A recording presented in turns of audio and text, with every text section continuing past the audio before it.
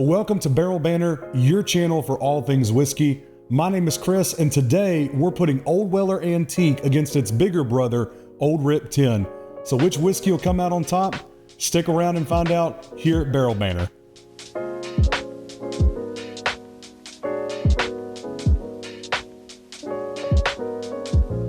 Palate Van Winkle. It's a name that's both famous and infamous in the bourbon world. If you're a bourbon collector, these are unicorn bottles that for most people are almost impossible to find at retail. But this whiskey is not the only hard whiskey to come by in the Buffalo Trace line. Not only are so many of their products allocated, but they also have another whiskey that comes from the exact same mash bill and barrels that Palate Van Winkle does, and that's the W.L. Weller line. Now, these bottles, even the cheapest one, Special Reserve, are still very allocated, and for many people, they're really hard to find, but they're not nearly as hard to find as this bottle. And for most people, one of the best W.L. Wellers that you can find is Old Weller Antique. Now, it doesn't carry an age statement, but it's rumored to be about 6 to 8 years, and it's bottled at 107 proof. And for many people, if you can find it at retail, it's considered one of the best bottles of whiskey you can buy. Now, this bottle's a little different. It actually does carry an age statement, which means that the whiskey in here has to be at least 10 years old, but it's also bottled at 107 proof. But the biggest difference here is the price. This bottle, if you can find it at retail, is gonna run you somewhere in the ballpark of $60 to $70, whereas this bottle is gonna run you somewhere in the ballpark of $200 to $300 if you're lucky. So the question is, does the extra age and barrel selection make up for sometimes 3 to 4 times the amount of price for this bottle? Is this really worth the money? Well, we're gonna find out together. So let's get started with the nose. I'm gonna start with the Old Weller Antique. And right off the bat, you get some pretty prominent notes of some cherry, orange, a lot of honey and vanilla. You know, wheated bourbons are typically softer and a lot of times fruitier, and that's a lot of what you get on this to me, is that caramel, honey, vanilla, orange zest, cherry. And then we have the Old Rip 10. So right off the bat, one of the things I notice is the nose actually isn't as strong. It's a little less forward than the Old Weller is. But what you'll pick up on it is there's some oak, this sweet oak introduced to this cherry flavor. And so you still get a lot of those same qualities, some of that orange zest and the honey and vanilla and caramel, some of those traditional bourbon flavors. But once you start getting up in age, to me, the cherry flavor comes out a little more, but so does that sweet seasoned oak. And for me, oak is one of the things that I really like in a higher age whiskey. I like to see how well it balances. And on the nose, Old Rip 10 balances us out really well. And so for me, when it comes to the nose, I'm gonna lean towards the Old Rip 10. I like how kind of in your face Old Weller is, but I like the balance that this brings. So the next factor is taste. Let's talk about Old Weller first. So on that sip, the first thing you get hit with is a little bit of that honey and vanilla, and the orange zest comes out a lot on that front end. As it moves through the palate, it kind of switches to more of a caramel flavor to me. That cherry comes back, and then there's some nice spice here. It's not quite like a rye spice. It's still kind of that baking spice. It just kind of warms your throat as you go, and some of that comes from the 107 proof, but it coats well. It's not incredibly oily, but it's not super thin. It's just got a nice medium mouthfeel to it. To me, one of the biggest things about this bottle is I like the fruity flavors that it gives off, and they don't overpower some of the softer flavors and the more traditional flavors of bourbon. And so you still get that honey and the caramel, maybe sometimes a little bit of the brown sugar and things like that, but you also get that beautiful cherry and that orange zest and the baking spices that just kind of work through this. And to me, just a really well-balanced sip. I mean, that is, if I could pick just a solid bourbon, that's it. So the question then is, what about Old Rip? Is it any different?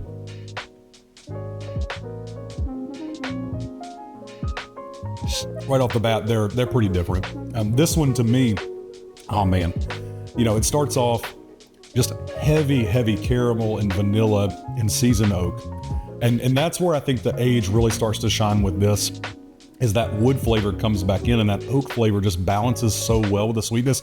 It's never too drying, it's not bitter, it just balances well. And then as you get to that mid palate, again, those cherries come back in. And to me, the orange zest is not as strong in this, but it amps up that cherry flavor. And I just really like that. And so to me, there's a balance to this that's really nice because I get some of the dry flavors from the oak that's also still a little sweet. I get a heavy caramel, which, you know, you would expect from a little bit older age. And you get some of those characteristics of that wheated bourbon, the cherry, the vanilla, the orange, and it all plays well. And what's really interesting to me is that these are the same proof. This doesn't seem to drink quite as hot. Now, I would not characterize this as a spicy bourbon by any means. It's not something that I think you're gonna, you know, set someone's mouth on fire when you give them.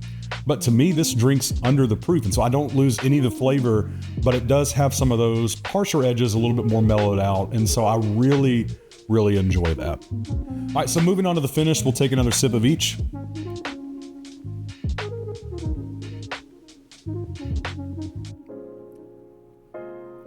The back end on this, you get some vanilla, get caramel, still a little bit of that orange zest. And this is the first time in this bottle that I think I really get any of the oak.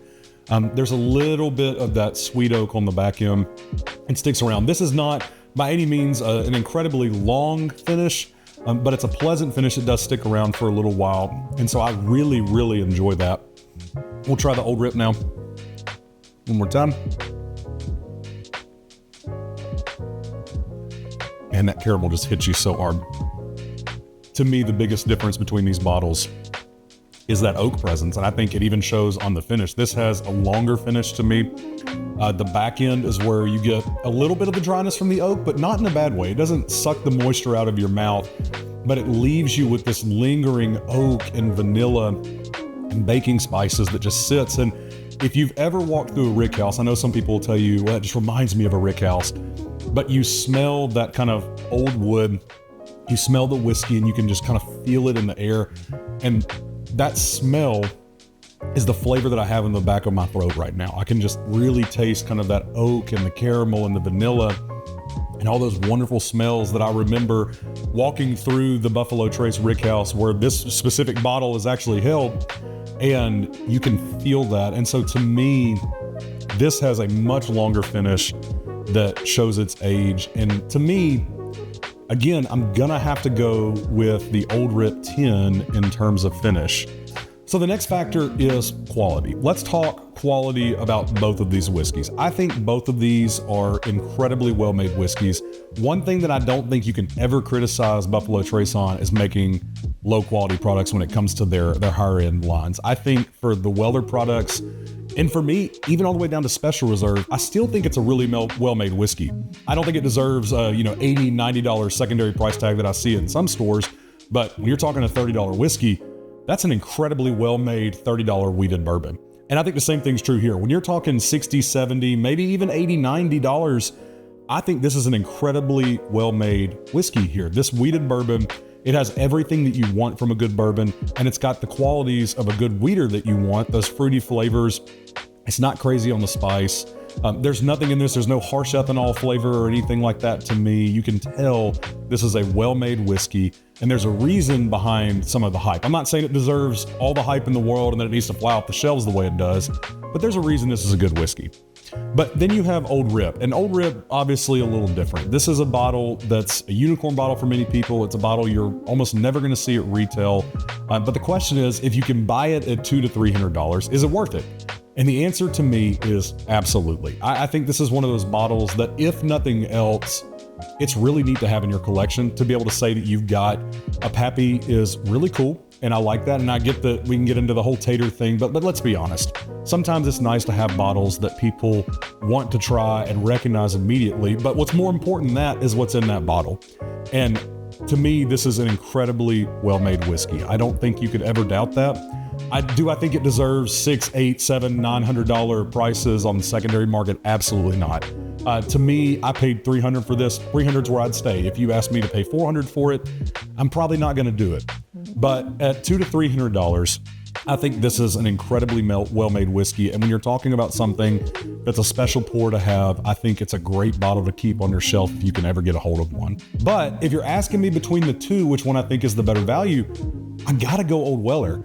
I get that this is a great bottle, and I love that, at $200 to $300, you can get something so well made. But when you can pay $60 to $70 and have 3 to 4 of these as opposed to one of these, you're paying for a great whiskey here that I think anybody would enjoy. And so in terms of value, I think Old Weller wins out overall on that. So overall, which of these is the better whiskey? Well, to me, I don't think there's any question that Old Rip 10 is the better whiskey. I believe that it's a good step above Old Weller Antique, but they're both great whiskeys in their own right. But objectively, I would probably give this a score of maybe an 8, and I would probably give this a score of a 9. And really for me, the reason it's a 9 is it does everything that it does really, really well. There's nothing bad you can say about this bourbon, and it does what it does exceptionally well. It's balanced, it's got good flavor, it's got a good finish. In fact, the only reason I don't think it's higher is the price point. And, you know, this is a $200 to $300 bottle, this is a $70 bottle. And so to me, if this was, you know, half that price, you're talking a monumental bottle that I think everybody should buy. But the question really is, which of these two bottles would I buy? And I want to give you two scenarios. If I'm looking for a bottle to keep on my shelf to have for special occasions, I'm going to pick Old Rip 10.